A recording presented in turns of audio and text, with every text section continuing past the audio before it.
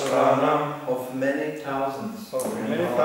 I am this Bhagavata Uditaha, given by the Supreme Personality of Godhead. given by the Supreme Personality of Godhead. Nyat, which Ishvare, to the Lord. Bhagavati, the Supreme Personality of Godhead. The Supreme Personality of Godhead. Yata, as much as. Yai, by which. Anjasa, quickly. Ratihi, attachment, with love and affection. Translation.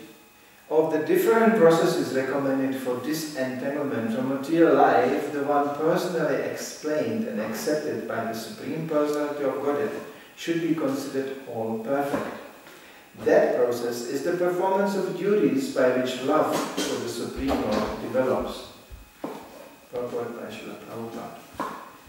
Among the linking processes that elevate one from bondage to material contamination, the one recommended by the Supreme Personality of Godhead should be accepted as the best. That process is clearly explained in Bhagavad Gita, where the Lord says, Sarvadharmam parityaja mamekam sharanam vraja. Abandon all varieties of religion and just surrender unto me. This process is the best because the Lord assures, Aham tvam sarva papebhyo mokshayishyami ma shuchaha. I shall deliver you from all sinful reaction. Do not fear.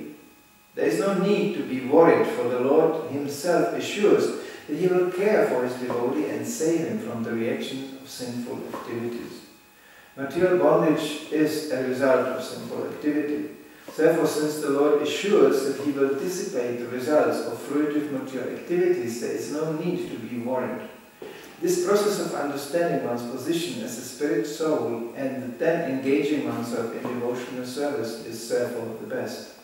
The entire Vedic program is based on this principle, and one can understand it as recommended in the Vedas. Yasya devi para bhaktir yatha devi katha guru tasya iti karta yartha prakasham trimatmanha. Unto those great souls who have implicit faith in both the Lord and the spiritual master, all the imports of Vedic knowledge are automatically revealed. One must accept the pure devotee, the representative of God, as one's guru, and then offer him all the respects one would offer the Supreme Personality of Godhead. This is the secret of success. For one who adopts this method, the perfect process is revealed. In this verse, the words Yair Anjasarati indicated by offering service and surrendering to the spiritual master, one is elevated to devotional service. And by performing devotional service, one gradually becomes attached to the Supreme Personality of Godhead. Because of this attachment to the Lord, one can understand the Lord.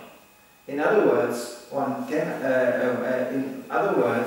understand what the Lord's position is, what our position is, and what our relationship is. All this can be understood very easily by the simple method of Bhakti Yoga. As soon as one is situated on the platform of Bhakti Yoga, the root cause of one's suffering and material bondage is destroyed. This is clearly explained in the next verse, which gives the secret of success. Namo Vishnu Padaya Krishna Prasthaya Putale Srimati Bhaktivedanta Swami Namaste Saraswati Devam Gauravani Prachani Nirvishesha Srinivadi Pushkati Vizata.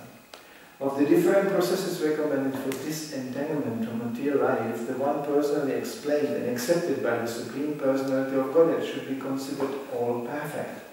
That process is the performance of duties by which love for the Supreme Lord develops.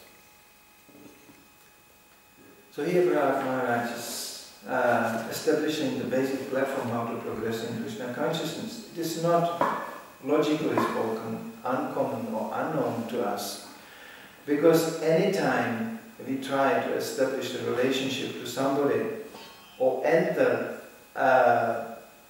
let's say a group of people or a society, there's a process how to do that, and this is generally followed.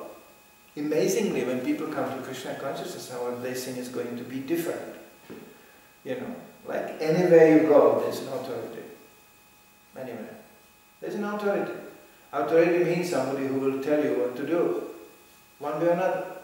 Anywhere you go, there is a process you have to follow. Anywhere you go, there is somebody or some clearly, hopefully, clearly readable process how you can establish yourself as being a member, or how you can benefit from that process. Unfortunately, this is called bureaucracy. Bureaucracy is actually a name for a system which got out of control. You know, it's actually a need of a certain management. There's a certain need of a process, but it became a living entity on its own. Not even a living entity, it just became an issue on its own. That was actually just an example. That was very cultured between the First and Second World War in the Middle Europe. The Austrian-Hungarian monarchy actually fell down because of that. It was not so much because of the degraded behavior of the leaders. They were still to some degree men of principles, because the chief was a fierce hunter, you know, Ferdinand d'Este, you know, his headquarters were in Czech Republic, just 20 kilometers from the place I used to have a house. So, you know, it was a huge castle, that was like the headquarters. And they had something you could call European Union, well established. But as it is now visible in European Union, the bureaucracy simply took over. And then it was just a bunch of people who were just immense army of people who were just shifting themselves from one office to another. The title became very important. The uniform, very important. Actually, all these external things which originally should serve a purpose. Yes, there is a uniform. There's a reason for a uniform, like example. We realized here goes a soldier and here goes a policeman. And that's needed for uniform. Sometimes people ask why do you dress like this. Yeah, it's also a uniform in one sense. Yes, we want to be recognized as Hare Krishna, so we like to dress like this. Yes, that's also a uniform in one sense. But it serves a purpose. It serves a purpose, what? To disseminate knowledge, to disseminate Krishna consciousness. Police has to serve a purpose. They have it written on the cars in some countries. They serve and protect. You know, yeah, really, that's another story. But, you know, if somebody sits in an office, he's administering something, there's a purpose to it. So the things get regulated, how to avoid chaos, how to avoid things which ultimately are entirely disturbing to people. So people cannot focus on that, what they want to do. That's the meaning of management and organization. So especially in spiritual life, there is also management, there is also organization, but it's a process. Process means we are processing towards a certain goal. And what is the goal? It should never be forgotten. So bureaucracy means that you forget the goal and you are just simply satisfied with the means. Same thing like we follow rules and regulations. There's a reason for that. Nobody can focus on Krishna peacefully when he is taking drugs, eating meat, chasing women, or gambling. Obviously. People go mad by these things, totally out of control. So that's the reason why we're actually abstaining from these things. Otherwise, why not? Sure. You know, it's fun. What they call fun is called momentary excitement. Yes, it stimulates. So that's, yeah. But we don't want momentary excitement. We want permanent excitement, long-lasting excitement. And that's not possible to get from these temporary sources of misery finally. There's only misery you get out of this. It's very easy. I could never object to the point when I described the misery of sex life, gambling, meat eating, and intoxication. You never see people being happy while doing these things, physically spoken. Physically spoken. As people go to events where these things are excessively advertised, well, look at the outcome. Are they happy? As we joked yesterday, they should make an advertisement, you know, for a Skilde festival, but using the footage from the third day, not from the first day. That's how it looks like. That's the reality. Who is coming after 3 days of Roskilde Festival happy home? They cannot even find a home sometimes. They are so gone. So this is happiness. It's practical. It's very practical. Krishna consciousness is totally practical. It's logical and practical. It's not another esoteric excursion to some realms where we don't belong. That's what people do all the time. They imagine things, they read books and they think, wow, that's far out. I feel almost like, oh, I'm there. But it's all in the head. It's just imaginations. So Krishna consciousness is not just another brand of imagination. It's absolute reality. We tell people, you will die, and they die. And we tell people, you are not this body, and they are not this body, and we can prove it. Already the way how people say, my nose, my arm, my leg. Well, my and me is something different. So who is me? They use even nowadays very often the word self-realization that came actually from preaching. That wasn't there in the 60s. You know, my mom, I have to realize myself. But of course they immediately interpret it in the terms, I have to follow my dreams. I have to follow my schemes. And I have to do it. Do it. Then please do it. Some people are lucky, some not. As one of the richest Chinese now commented, quite simple guy actually. You know, he made, because China has such an economic development, so he became one of the biggest economists in China. He said, my only desire is I would like to sell out these milliards and milliards of dollars I'm operating here and go back to my first company I started when me and my wife were actually selling something and we made some money. And we were actually far more happy as now. Because now, he said, like example, I have to work with 15 directors to manage this imperium, this huge amount of money, And he said, and I tell you quite openly in the media, they are all idiots. I have to cooperate with these 15 idiots who are managing actually essentially my money, but it's actually not really my money anymore. It took a life on its own. And I'm worrying the whole day, what are these 15 idiots doing? Before, I had just my, my money, under my table, and I was a happy man. This is just kind of very rarely rich people come out with such a simple introspectiveness. You think, oh, they are the ones who enjoy it, really. So much envy and so much how to protect money and how to multiply. Because there's a certain system at a certain point in this economy that if you don't multiply money, you will lose it immediately. That's called economy in a mode of passion. You have to constantly shower more. If you stop doing that, it implodes very fast. Within 1 week, you can lose everything. This is the economic system. It's called Wall Street. So so it's just crazy. It's gambling. That's actually losing the level of gambling. If you see people betting on horses or people working in Wall Street, it's the same picture you get there. Ah, my horse is winning. Ah, now I get more money. They are insane. Look at the footage from this room. They throw papers around and shout and push each other and have phones and completely mad. So this is the economical backbone of this society. Anyway, back to the point. There are different processes. Now, logically spoken, if you want to access something or somebody, well, the best way to do it, to follow, is the process that he designed. If I want to speak to you and become more intimately affiliated with you, well, the best thing is to ask you. How do you? That means I have to assume a service attitude. Of course. Women are very good at this. They come as servants and they emerge as masters. They are really equipped for that. Oh, what will I do without you? I love you. And once the territory is secured, then shut up!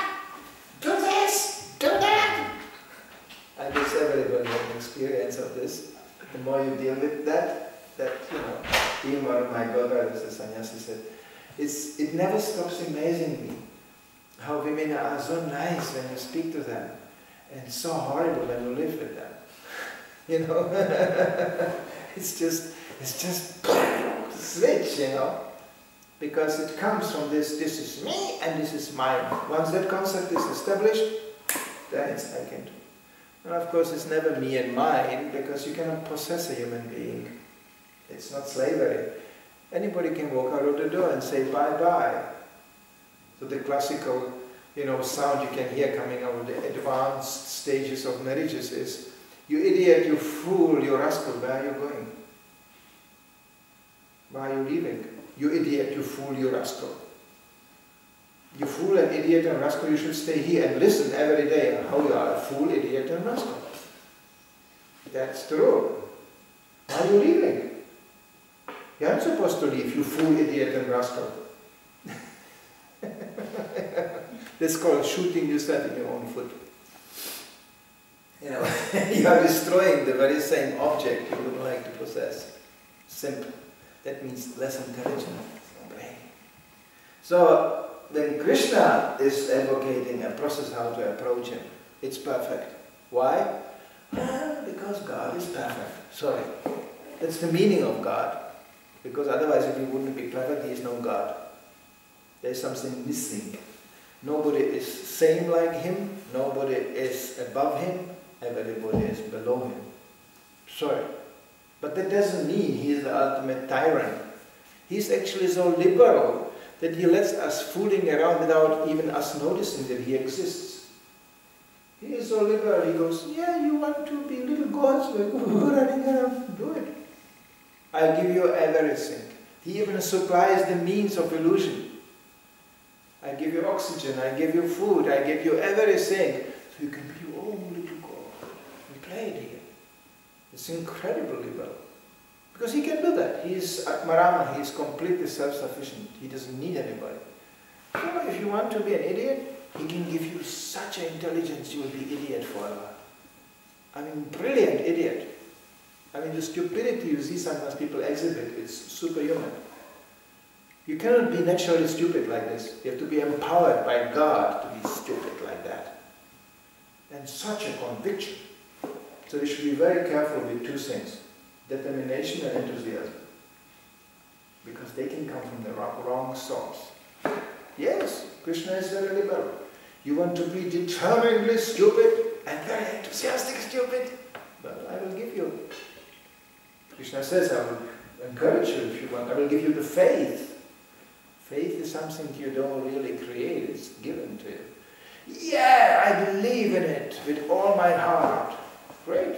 If this is what you want, I will have it.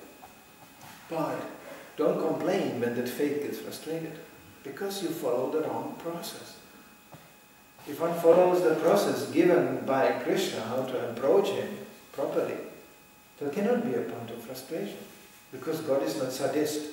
It's not like he gives a process and you go, and whenever you go, my God, it doesn't work.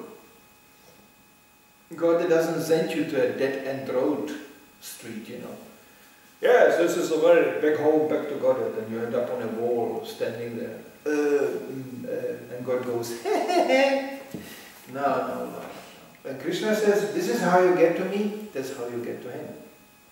There's a process for that, linking process. What are the linking process meant for? To disentangle oneself from the material platform, which is a constant cause of bondage. Constantly we are limited. I mean, this whole body is one big limitation. Right now we are sitting like this. I couldn't sit like this even for half an hour. I have to sit like this. I used to sit like this, no problem. Actually, when I was small, you know how I could sit? I could flop my feet backwards, my legs backwards. I was sitting like this. People were amazed. They said, wow, he sits like a bird. I was just like, with the feet backwards like this. I could sit like this, no problem. I didn't even know I'm sitting. Kids, you can see they just plop down wherever they are, and they're just sitting there. When you are at a certain age, you think, yeah, I can plop down, but how do I get up? You think about this. Like Indians don't have so much problem because they grew up with this. They're just constantly, they are floor people. They are constantly on the floor. They walk bare feet. They sit on the floor. no cushion, nothing, you sit down. And they live on the floor, they put bases on the floor. But sometimes the Western bodies, they are not so elastic anymore. So you look for places which are actually a little bit higher, you know, sleeping on the floor. Yeah, why not? You flop over, you sleep on the floor, not so difficult. How do you get up? It's a real process. When you wake up, you look for objects you can grab and pull yourself up. Because the body doesn't come up on its own anymore. Like this. And it's going to get worse. You see old people, they bend, the bodies bend forward. They're like this. But this comes from too much TV watching. So somebody used to call them sofa pakoras. Actually, it was the beach people, it was the pakoras roasted in the sunshine. He called them sofa what? No, stool pakoras. That was the stool pakoras, that was the beach people. But the sofa... Potatoes, I think it was. Sofa potato, something like this. You just flop yourself in front of the TV with the popcorn and all, or something eatable. In Germany they actually have boxes, because Germans are always very well organized. You buy yourself a box, big, and you simply open it, and there's different compartments you can chew on, something. Different tastes and this. So you open the box, and you don't even look what you are eating, you just watch the TV and you go, and then you grow fat. You know, you drink some really nice fat-producing beverage, so it just beer is nothing else as a liquid bread. You know. So, and then you watch how they are doing something. You know, TV is a wonderful thing to put you. Actually, they measured that the brain waves when you watch TV are almost identical with the brain waves of a sleeping person. It's completely tranquilize your brain. You just watch. And it gets boring, so you flip the program. You flip again. And you flip again. It's never satisfying. And that's how people spend, you know, the evenings after hard day work. That's it. So this is a process how to become ignorant. Perfect process. And there's a perfect process how to come alive, how to start to think. And thinking, yeah, it's painful because the first symptom of thinking that we start to discriminate. Therefore, impersonalism, which tells you everything is one and the same, it actually has a TV effect. It puts your brain completely out of function. It's all the same. Makes you completely stupid. But when you start to think and discriminate what's right, what's wrong, what's to be done, what's not to be done, well, life gets more demanding, certainly, but also more exciting. It gets more interesting to see things more as they are and not as they seem to be. That's more interesting. Now one becomes more and more excited by that knowledge, and this is actually what this movement is about. To give people actually a taste of knowledge and to see things in a more interesting way. It's an automatic part of it, of the process. Because ultimately in a spiritual world, means 100% consciousness. One is conscious about everything. About Krishna, who is ultimately, everything is the expansion of his energy. So when one has become conscious about Krishna, everything becomes exciting. This is what Srila Prabhupada brought to us. He said, this is Krishna's. Wow. That was certainly exciting. Things which you found completely ordinary and Prabhupada could see that behind everything there is Krishna's energy. Who gave somebody brain to design a table like this? I mean, can you do that? I cannot do that. But this is done by somebody who is doing it like almost in a factory. This is a tourist item. They sell it to some